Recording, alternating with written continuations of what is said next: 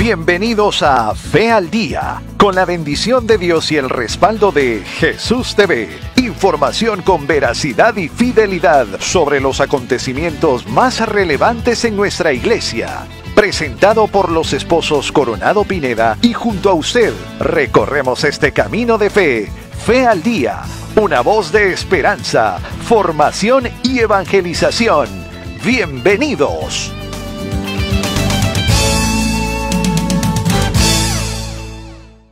Querida familia de Jesús TV, bienvenidos a una edición más de Fe al Día, su noticiero católico donde les traemos las noticias más relevantes de la iglesia y de la sociedad desde una perspectiva de la fe. Somos los esposos Coronado Pineda y en la próxima media hora vamos a estar junto a usted compartiendo las noticias más relevantes a nivel nacional e internacional. Además, estamos en una época preciosa, una época de penitencia, pero también una época para compartir, una época para disfrutar de esta religiosidad popular y nuestras tradiciones. Así que aprovechemos, le invitamos para que usted se sienta a gusto y disfrutemos de este noticiero en la edición correspondiente para esta semana. Bienvenidos, bienvenidas.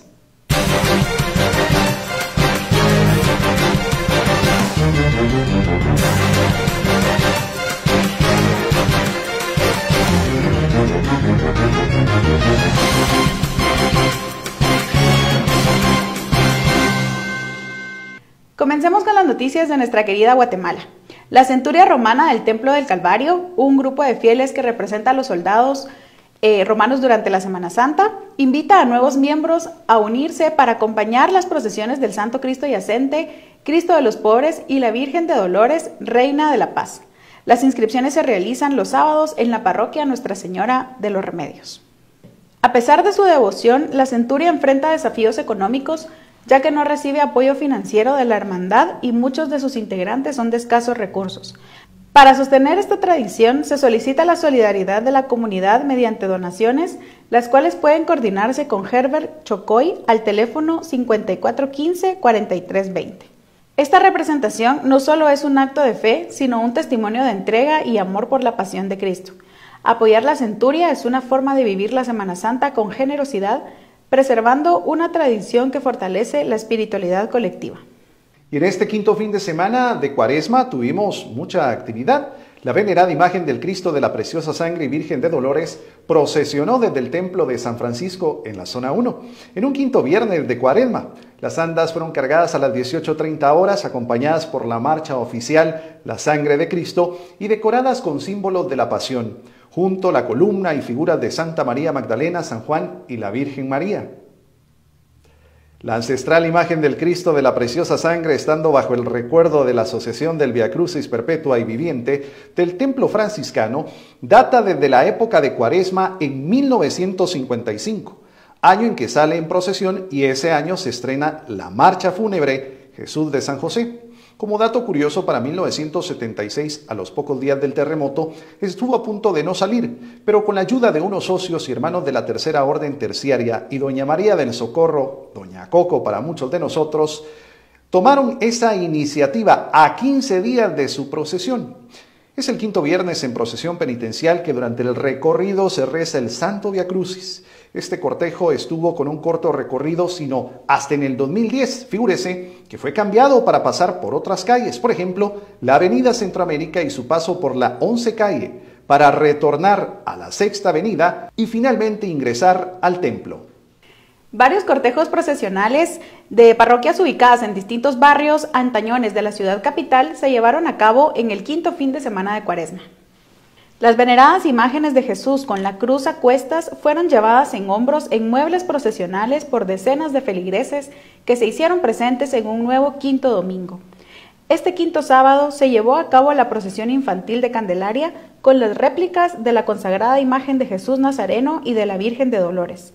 A las 11 horas se marcó la salida e inicio del recorrido de la procesión infantil de Candelaria, recorriendo puntos como el Colegio San Sebastián, Catedral Metropolitana, Palacio de Correos y Parque Colón.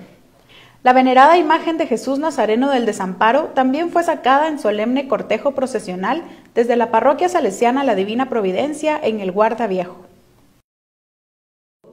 Y la empedrada y hermosa ciudad de Antigua Guatemala vivió uno de los momentos más esperados durante la Cuaresma, precisamente el quinto domingo, la solemne procesión de Jesús Nazareno de la Caída en su quinto domingo. Y esto fue lo que sucedió. La consagrada imagen custodiada en la parroquia de San Bartolomé Becerra recorrió las calles empedradas de la ciudad colonial en un cortejo de más de 22 horas, demostrando la profunda fe en sus devotos. Autoridades municipales y de seguridad coordinaron esfuerzos para garantizar una celebración ordenada y segura. Hasta entonces se habían completado el 38% de las 106 actividades, escuchó muy bien, actividades cuaresmales programadas para este 2025. Para ese día se planificaron 11 eventos, incluyendo 8 altares de velación y 3 cortejos procesionales. El tren de aseo municipal trabajó para mantener limpias las calles, mientras en la aldea de Santa Ana se elaboraron 75 alfombras de acerrín, arena y flores, mostrando el compromiso de la comunidad en este punto. Se desplegaron más de 200 agentes de Policía Municipal, Tránsito y PNC, trabajando de forma coordinada junto a bomberos voluntarios y municipales con unidades de salud. La municipalidad estableció un perímetro peatonal seguro con parqueos habilitados. Con profundo dolor, pero con fe en la resurrección, la provincia franciscana Nuestra Señora de Guadalupe informó este 1 de abril el paso a la casa del padre del sacerdote Gerardo Moore, de 81 años, quien se desempeñaba como vicario provincial. Padre Gerardo falleció rodeado de sus hermanos de comunidad tras una vida dedicada al servicio evangélico.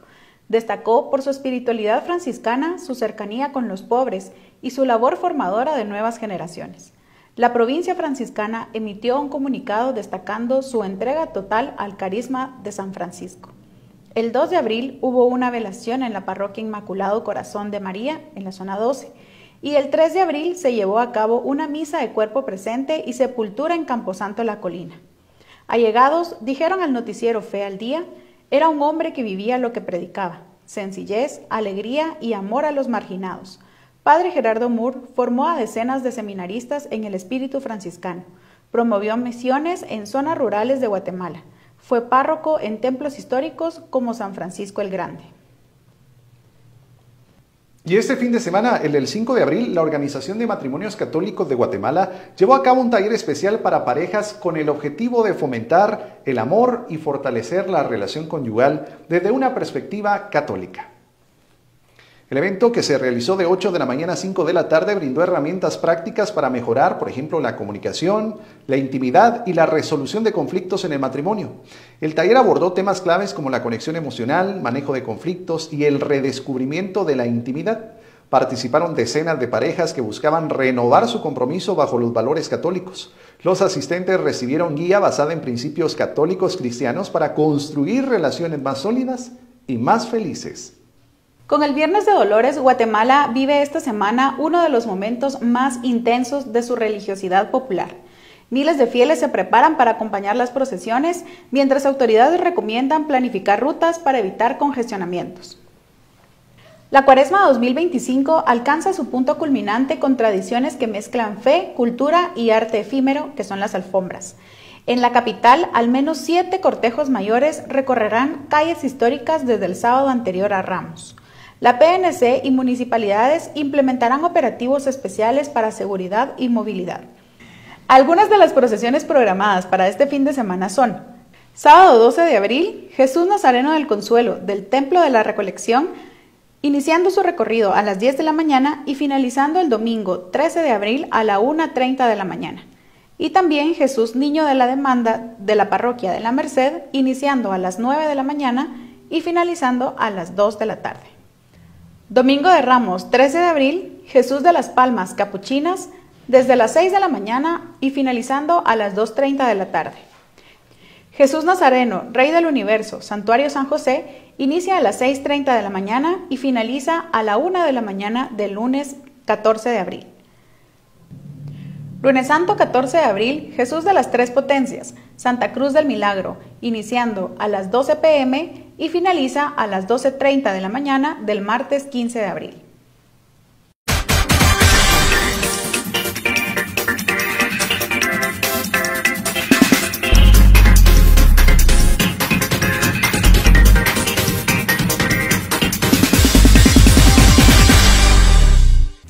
Ahora pasamos con las noticias de nuestra Iglesia Universal. En un hito histórico que une la ciencia y la espiritualidad, la Orden de los Carmelitas Descalzos presentó recientemente el 3 de abril la reconstrucción, escúcheme muy bien, la reconstrucción facial más precisa de Santa Teresa de Ávila, en el marco del aniversario 510 de su nacimiento. La reconstrucción forense del rostro de Santa Teresa de Jesús, revelada simultáneamente en España, Roma y Australia, muestra a la mística carmelita sus 50 años, etapa en que reformó la orden y escribió obras como Las Moradas. El proyecto, liderado por equipos de las universidades Gabriele D'Annunzio, Italia, y Monash, Australia, combinó tomografías del cráneo, retratos del siglo XVI y crónicas históricas que describían su expresión serena pero intensa, confirmando rasgos como sus ojos penetrantes, nariz afilada y boca pequeña. Esta imagen no es solamente un rostro, es el reflejo de su alma, permitiendo a los devotos orar ante una representación fiel y no solamente artística. Los carmelitas descalzos la utilizarán como herramienta de evangelización, vinculándola a sus escritos místicos. Se destacó que este hallazgo acerca al mundo, a la humanidad y el mensaje de la santa.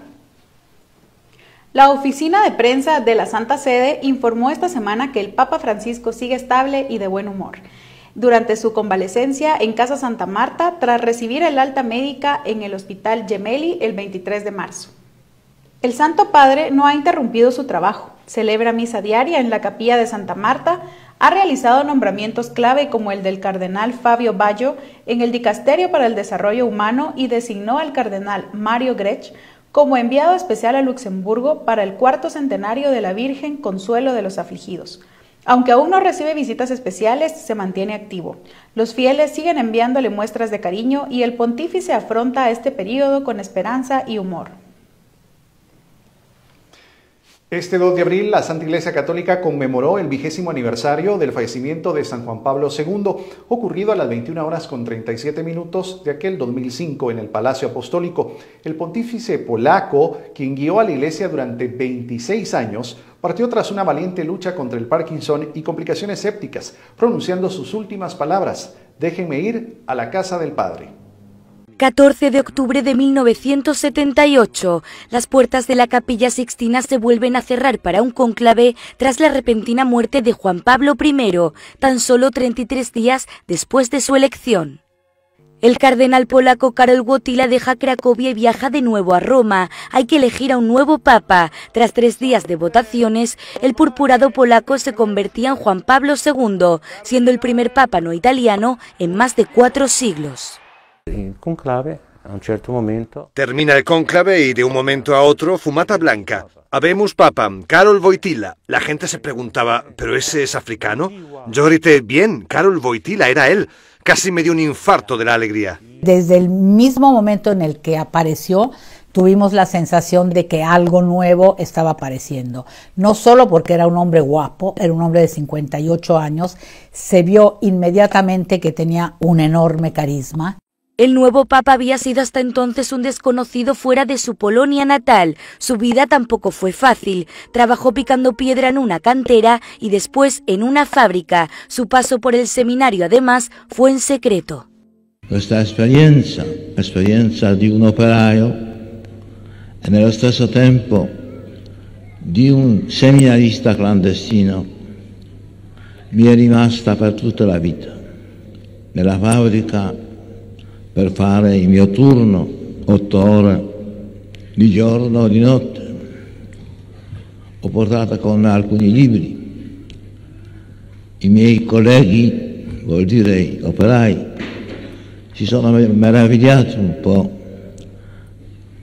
ma non scandalizzati. Venía de un país que había vivido primero la terrible invasión nazi y muchos años de un régimen comunista, ateo, beligerante con la Iglesia. Y eso fue ya una novedad enorme. Y luego él, efectivamente, rompía el esquema hierático, sumamente distante de la gente. Un modelo revolucionario de papa al que la Santa Sede no estaba acostumbrada, y si no, miren estas imágenes. El pontífice era aficionado a la poesía, le gustaba ir al campo y hacer deporte, de ahí que llegasen a apodarlo el atleta de Dios. Era un hombre que había estado entre actores y actrices, jóvenes, muchachos y muchachas, se iba de excursión, se iba en canoa, se iba a esquiar, y aquí inmediatamente empezó a hacer de alguna manera lo mismo. Tanto es así que en sus casi 27 años como papa se escapó del Vaticano para esquiar hasta en más de 100 ocasiones. Lo solía hacer los martes, en su día libre de la semana. De incógnito y en un coche anónimo se iba a unos 200 kilómetros de Roma. Pequeñas escapadas que compaginaba con sus largas visitas internacionales por las que se ganó el sobrenombre del Papa Viajero. Como le llamaban, el globetrotter del mundo, porque visitó durante esos 104 viajes que realizó, pues visitó prácticamente el continente africano entero, el continente latinoamericano entero, muchos países de Asia y por supuesto prácticamente todos los países de Europa. Pero más allá de ser peregrino en el mundo entero, su carisma y cercanía calaron también en los pasillos del Vaticano. Todo aquel que pasó por su lado, desde sus colaboradores hasta los trabajadores, compartían la misma impresión. Cada vez que entraba en el ascensor y teníamos que acompañarle, siempre preguntaba por la familia. ¿Cómo están? ¿Todos bien? Y poco a poco, con el servicio que hacía, tuve la suerte de ir hasta una misa por la mañana en su apartamento con mis hijos, mi mujer y mi madre. Puedo decir que él me trató como a un hijo y yo lo veía como a un padre. Él tenía tiempo para preguntarme cómo estaba, si iba bien en casa con mi mujer. Habló hasta 3 veces con ella y a día de hoy todavía no sé qué le dijo. Siempre que le pregunto me dice, no es asunto tuyo. La frescura en su estilo y la normalidad de sus palabras rompieron los moldes del concepto de papa de su tiempo, un legado que 20 años después sigue vigente. Los días 5 y 6 de abril de 2025, Roma acogió a 20.000 peregrinos entre enfermos, personal médico y voluntarios de 90 países. Para el jubileo de los enfermos y del mundo sanitario, 7º gran evento del Año Santo. Delegaciones de Estados Unidos, España, Colombia, Argentina, Brasil, Francia, México y países africanos se unieron a asociaciones como el Hospital Bambino Gesù y la Federación Italiana de Donantes de Sangre. El sábado 5, los peregrinos cruzaron la Puerta Santa de San Pedro desde las 8 de la mañana, iniciando una jornada de espiritualidad. El Ministerio de Salud italiano organizó en Plaza España el diálogo El valor del don y la solidaridad, con la participación de Monseñor Rino Fisichella y el alcalde Roberto Gualtieri. Recientemente se presentó en Jerusalén el informe anual sobre los ataques contra los cristianos en Tierra Santa. En el 2024 se registraron 111 ataques o actos de violencia contra cristianos, incluidos entre los ataques a clérigos. La mayoría de los ataques iban dirigidos contra individuos, pero escuche muy bien, en 35 casos se trató de actos vandálicos contra iglesias, monasterios y signos religiosos públicos. En casi todos los casos, los autores identificados eran jóvenes judíos ultraortodoxos pertenecientes a un grupo de extremistas nacionalistas religiosos. La creciente influencia del extremismo nacionalista religioso en la política del gobierno israelí ha fomentado un clima de amenaza constante para las minorías religiosas y en particular para los cristianos católicos. Alrededor del 77% de ellos declaró que la razón principal era la creciente discriminación y violencia que sufrían los cristianos, junto con el deterioro general de la situación sociopolítica. La cifra de fallecidos por el terremoto de Myanmar sigue aumentando inexorable y dramáticamente mientras la gente sigue excavando entre los escombros del sismo de 7.7 grados que sacudió del país del sudeste asiático junto a Tailandia. La pausa en las operaciones bélicas hasta el 22 de abril se respetará, según los militares, para acelerar las tareas de socorro y reconstrucción. También persiste el riesgo de enfermedades como el cólera, con una situación tan dramática de falta de agua e higiene donde todo se ha derrumbado. En Mandalay, la gente duerme en la calle, está conmocionada, tiene miedo, todavía hay ondas del terremoto, hay réplicas. La gente tiene una gran capacidad de reacción, pero hace falta agua, comida, cobijo, incluso un simple toldo porque el sol está pegando fuerte, hasta casi 40 grados, así como ventiladores que funcionen con energía solar. Luego, ya dentro de un mes, probablemente empezarán las lluvias monzónicas. San Felipe de Jesús, patrono en tiempos de terremotos, intercede ante Dios por todos los que sufren, que en medio de la prueba encuentren ayuda y consuelo en el amor de Cristo. Y justo a través de las redes sociales en este momento estamos viendo más información de la noticia confirmado. Y es que según el relato en varios medios de comunicación, Australia, Sydney específicamente, va a acoger el próximo Congreso Eucarístico Internacional en el 2028.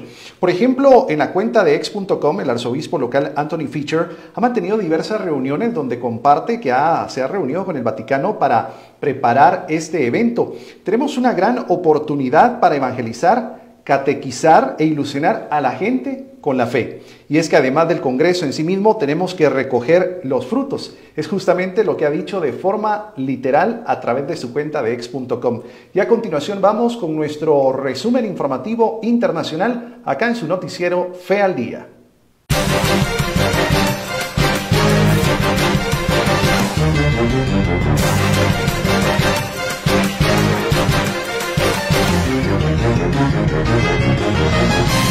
«20 años de la partida de San Juan Pablo II al cielo. La Iglesia destaca que su vida transparente ante los ojos de Dios lo infundió de valentía ante la mirada de los hombres».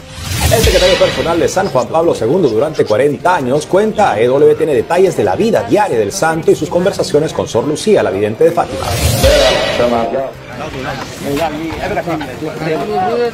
La cifra de muertos por el terremoto en Myanmar asciende a más de 2.800. La iglesia se las arregla para seguir celebrando la misa y otros sacramentos, mientras se enfoca en la ayuda material en el suministro de agua potable.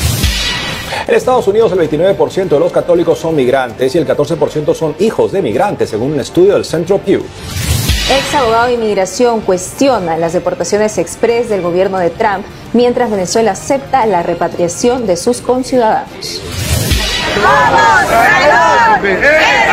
En España protestan contra un plan de gobierno y un posible acuerdo con la Santa Sede para cambios en el conjunto monumental del Valle de los Caídos, donde están enterrados miles de españoles que participaron en la guerra civil. Ucrania y Rusia siguen negociando un acuerdo para la paz con la presión de Estados Unidos y en medio de intercambio de ataques. Ante el anuncio de la canonización de la monja venezolana Carmen Rendiles, la iglesia en el país exhorta a los católicos a seguir también un camino de santidad y presentarse como reflejo de Cristo. La salud del Papa se mantiene estable. El Vaticano informa de una ligera mejoría.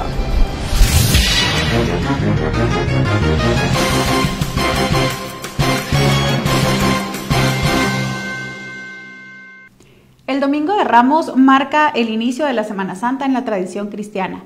Se celebra la entrada triunfal de Jesús en Jerusalén, donde fue recibido con palmas y ramas de olivo por una multitud que lo aclamaba como el Mesías. En la tradición católica, este día se bendicen ramos de palma que los fieles conservan como símbolo de la protección de nuestra fe. Queremos compartir con ustedes una grabación, queridos hermanos y hermanas, apreciables televidentes, de un Domingo de Ramos, pero de 1977, que hemos guardado no celosamente, sino con mucho júbilo para todos nuestros televidentes. Así que le invitamos a través de este su noticiero Fe al Día, para que juntos viajemos a través del tiempo. Figúrese usted, Domingo de Ramos de 1977. Veamos.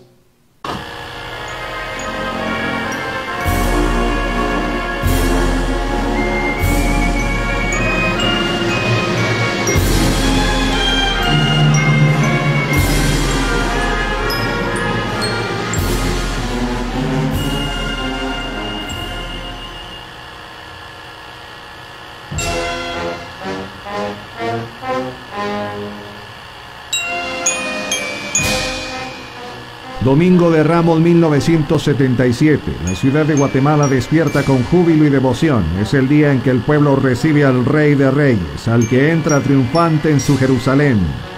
No en un trono de oro, sino con la humildad del Salvador que viene a entregar su vida por amor.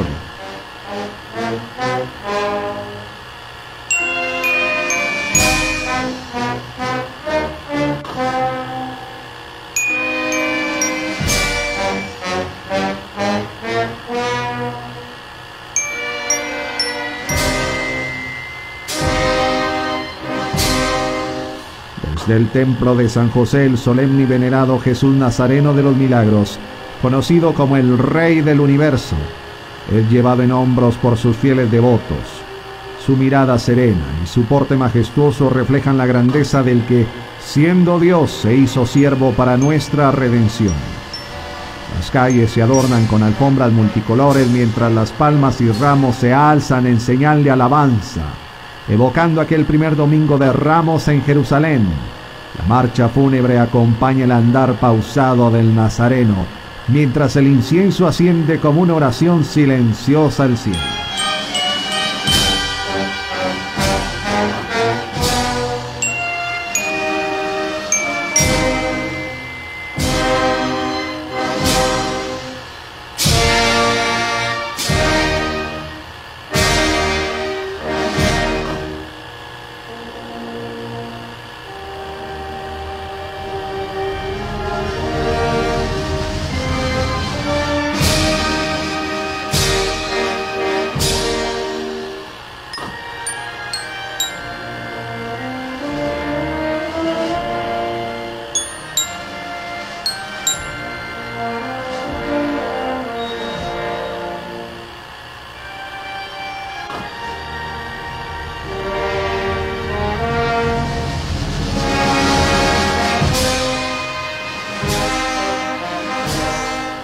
Este momento, capturado en 1977, es testimonio de una fe que no se apaga, de una devoción que ha trascendido generaciones.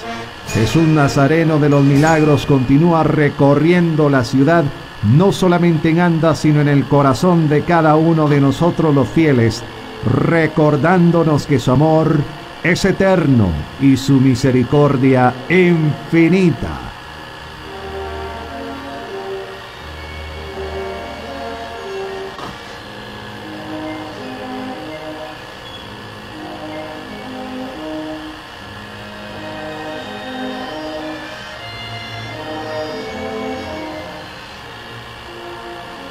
Este video es una memoria viva de la fe del pueblo guatemalteco y que el Señor de los Milagros siga derramando bendiciones sobre su pueblo hoy y siempre.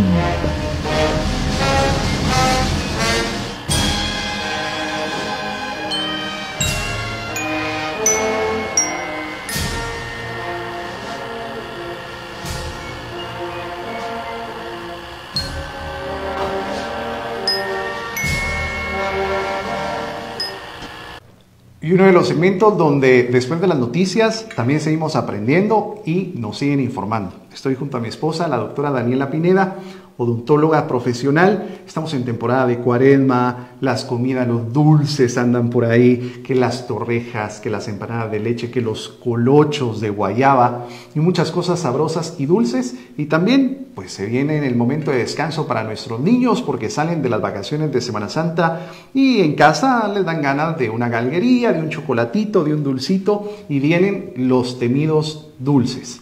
Mi amor, fíjate que conocemos personas, incluso en pláticas donde tú has estado presente, que dicen, pero si yo no sé por qué mi hijo tiene caries si yo no le doy dulces.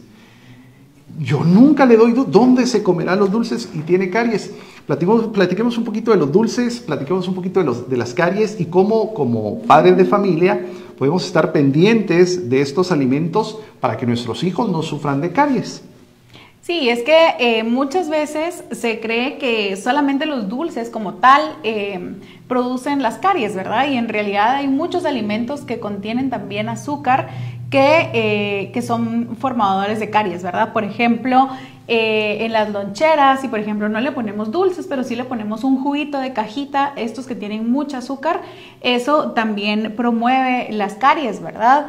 Dietas altas en carbohidratos. Entonces, no solamente es el azúcar que contienen los dulces, sino también hay muchos alimentos que producen caries, ¿verdad? Entonces, por eso es bien importante, no solo para mantener una dieta balanceada, sino también para cuidar la dentadura, verificar el azúcar que contiene cada alimento, ¿verdad? Para hacer una lonchera balanceada. Y sobre todo, como les he platicado en las ediciones anteriores, la higiene, que eso es básico, ¿verdad? La higiene dental, la de la noche es la más importante, pero en general es la higiene en casa es lo que nos va a ayudar a prevenir enfermedades.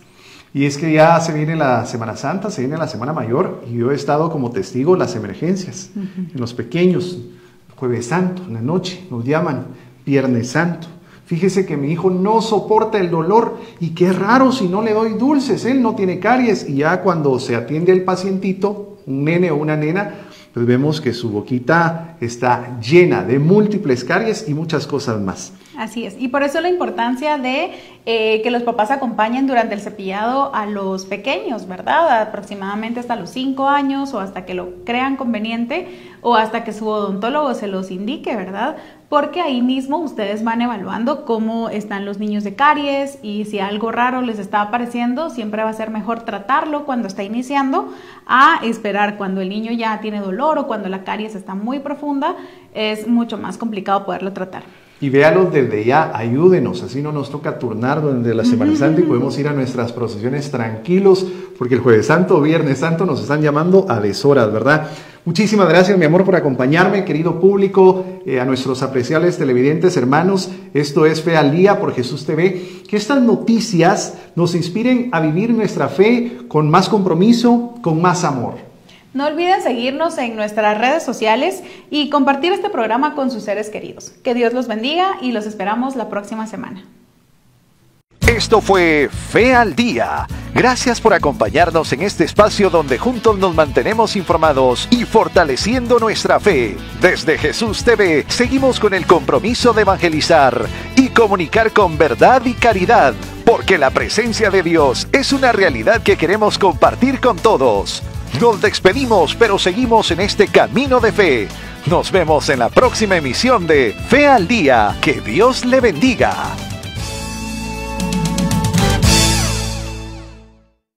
En Medicina Integral Pulso, tu salud es nuestra prioridad, con especialidades de primer nivel, tecnología avanzada, medicina general, emergencias, rayos X, ultrasonido, especialidades, odontología y laboratorio. Agenda tu cita hoy. Porque sentirte bien es vivir mejor. Búscanos en redes sociales como Pulso. Pulso. Cuidamos de ti.